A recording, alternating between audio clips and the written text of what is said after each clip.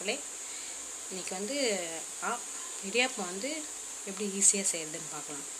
ஏன்னா சில பேருக்கு ஈஸியாக வராது, கட்டியாக இருக்கும், புளிய முடியாது, கஷ்டமாக இருக்கும். அதனால் இது அரிசி மாவு, பச்சரிசி மாவு. இதில் நான் வந்து 3 டம்ளர் போட்டேன், சரிங்களா. தண்ணி வந்து 1க்கு 1.5 வச்சேன்,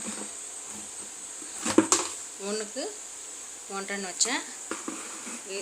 என்கிட்ட வந்து இது இல்லாதனால நான் இட்லி சட்டியில் வேக வைக்க போகிறேன். இது என்னென்னா இடியாப்பம் இது போடுறது.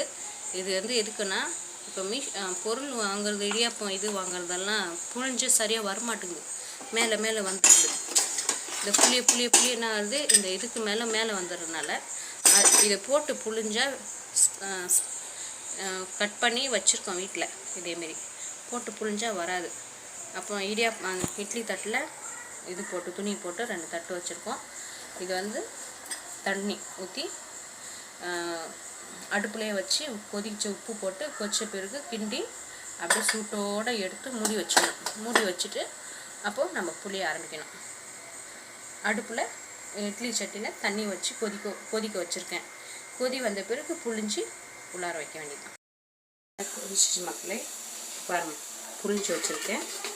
புழிஞ்சு வச்ச இடியாப்பத்தை வச்சு 2 தட்டு, அடித்தட்டு வந்து எனக்கு வந்து இட்லி சட்டி வந்து சரியாக இருக்காதனால 2 தட்டு தான் வச்சுருக்கேன்.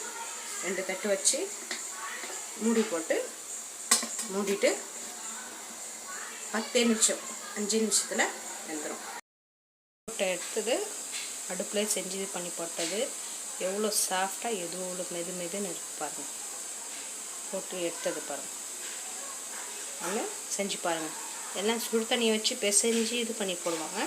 நீங்கள் அடுப்பில் தண்ணி வச்சு கொதிக்க விட்டு உப்பு போட்டு கிண்டி இதுமாதிரி போட்டிங்கன்னா ரொம்ப நேரம் வேகாது, ஒரு 5 நிமிஷம். ஏற்கனவே அதில் பாதி வெந்துருச்சு, அதனால் போட்டு எடுத்திங்கன்னா செம்மையாக வெந்துடும் பாருங்கள். அவ்வளோதான் மக்களே, இடியாப்பம் செய்கிறது ரொம்ப ஈஸி.